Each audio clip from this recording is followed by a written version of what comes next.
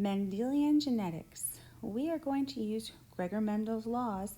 Those are the laws of segregation and independent assortment to discuss the role of meiosis and define problems, perhaps, or even ask questions about how these things occur and why things turn out the way that they do. So just a little background here. With the exception of gametes, those are the egg and sperm cells, all cells in your body are diploid, and they contain 2 copies of each chromosomes. Remember, one you got from mom, which was her egg, and one you got from dad, which was his sperm.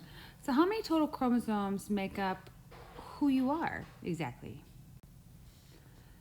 And so that answer would be, oh goodness me, that answer would be 46. So you have 46 chromosomes. You have 23 pairs, right? 23 pairs. And half of those you got from mom, half of those you got from dad. So total, there's 46. Genes are a section of DNA, and it provides instructions for making a protein.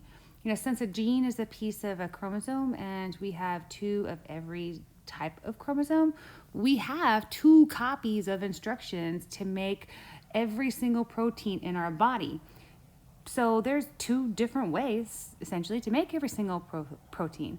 So alleles, those are different versions of the gene, but it's the same gene.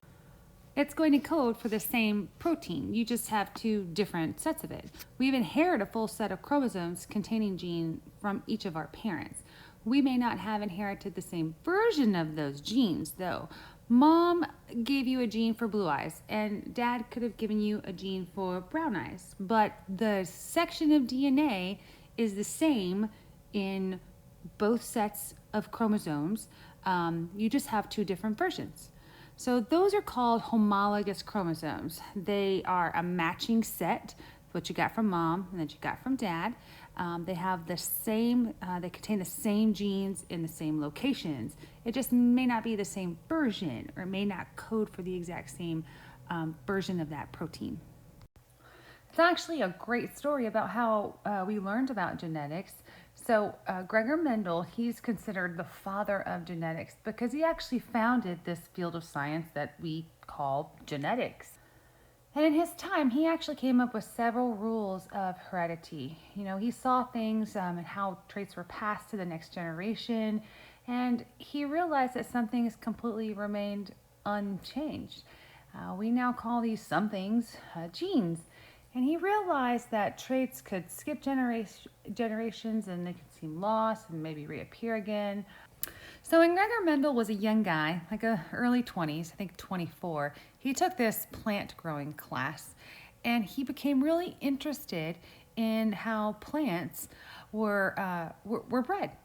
He was at the university to be a priest and eventually did graduate, but was unhappy being a priest, and he did not enjoy working in a parish at all.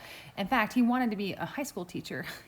So by the time he was 28, he had a situation where he was taking exams to be a high school teacher, and he just failed out miserably.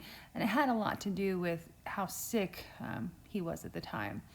But after that, he failed those exams. He went to the University of Vienna, and there he studied chemistry, biology, physics, different fields of science. And he really wanted to strengthen his knowledge of these things so he could qualify to teach high school.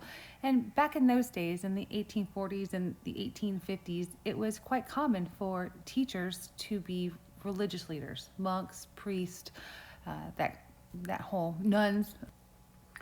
He was really unhappy about the way that inheritance was taught and how the rules of it, he didn't find that it was really matching up with what it was that he was seeing. When he was in his mid-30s, he took the test to be a high school teacher again and actually failed it again. So all of his chemistry and biology and physics did not put him in the direction of where he wanted to go. So he joined a meteorology group. And believe it or not, Gregor Mendel, although he is famous for the father of genetics, most of his papers that are published are on meteorology.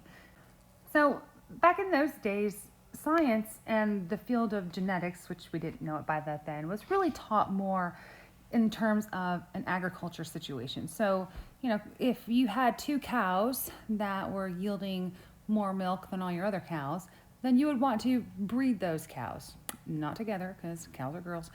So you need another boy cow, which is called a bull. And if the bulls were producing more meat, then you would want that bull to breed with the cow that was producing the most milk. So it was selective inheritance, right? They were trying to find traits that they wanted in their agriculture products to create more viable, food in the future.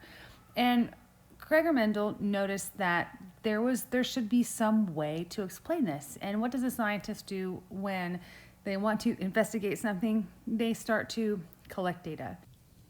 In the monastery, it was very self-sufficient. They had a garden there, so Gregor Mendel became one of the monks that was in charge of the garden. He studied these easily distinguishable characteristics like color and texture of the peas, and the color of the pea pod, and the color of the flowers, and even the heights of the plants. When he crossed two breeding lines with each other, he noticed the characteristics in their offspring. It was kind of consistency throughout all of the pea plant beds, and he noticed that it was a ratio. Remember, he had studied chemistry and physics and math at university, so he was kind of savvy when it came to looking at all different aspects of branches of science. From all of his research and all of his experimentation, we get 3 laws of inheritance that we're going to learn about: the law of dominance, the law of segregation, and the law of independent assortment. Mendel had knowledge about how to have a controlled experiment because of the earlier education that he had had in botany and plant diversity. So he did a controlled experiment, and how he took the anthers, which are this pollen-bearing part of the flower, and would clip them and control where the pollen landed in other flowers.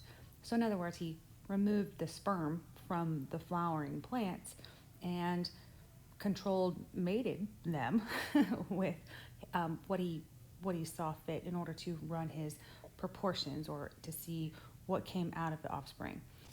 He did this over and over again until he only got that one type of plant. So if he was going for purple flowered pea plants, then he would breed them over and over again until all the generations, and he kept seeing only in those generations purple flowers. So he did this with a few different types of traits: pea shape, pea color, pod shape, pod color, and then the overall height of the plant, and then of course flower color. And so he bred them until we get this genetically uniform plant, which we're going to call the parental generation. The parental generation would have been a purebred plant. I just imagine the type of commitment that this takes. I bet they were eating a lot of peas at this monastery.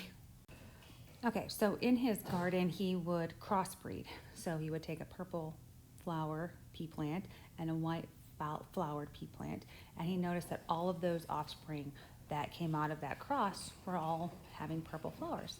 And then he would take the F1 generation, or what he would call the hybrids, and he would breed all of the hybrids together. So the parents, they're gone. Now we have hybrids. And when the offspring that came out of the F1 generation, known as the F2 generation, they had a 3-to-1 ratio. They had 3 purple flowers and 1 white flower. So obviously something was hidden that showed up in the F2 generation, where it was technically like in the grandparent generation. He also noticed this in a couple of other traits too, the tall and short version. So when he would breed a purebred tall plant and purebred short plant together, he noticed that all the plants were tall. And when he bred the hybrids together, F2 generation still had that 3-to-1 ratio, with a quarter of them being short. So this is known as a cross. Cross mating is mating 2 organisms. In Mendel's case, these are pea plants. They're beautiful pea plants that have these vibrant colored flowers. The parental generation that we see right here, he called them P, and then he called the white flowers X. And then when he bred those, all of the first F1 generation, which is what we call the first generation, so generation 1, they were all purple. And then we take the F1 generation and just cross the hybrid, and we got this 3-to-1 ratio, or 75 percent to 25% in the second generation, generation F2. Now the P obviously stands for parental generation, and a little outside of the curriculum, but the F actually stands for filial. It is spelled F-I-L-I-A-L. Filial is a word that means related to, or I think it comes from befitting, like befitting my son, my filial, like that's what the F stands for. So these are offspring of the parents, and these are offspring of filial 2 of the filial 1. So one trait is dominant over the other trait. The trait that is dominant, we give it an uppercase letter, and the trait that is recessive, and that was actually Gregor Mendel's word, he said recessive, we're going to give it a lowercase letter, and we're going to determine the significance of these alleles.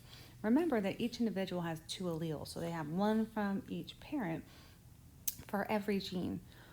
Homozygous is going to mean that they're the same alleles, and heterozygous means we have 2 different alleles. So in a homozygous offspring, we have 2 of the exact same, whether they're both dominant or they're both recessive. In a heterozygous offspring, we have 1 dominant and 1 recessive. Hetero meaning they're different, homo meaning they're the same.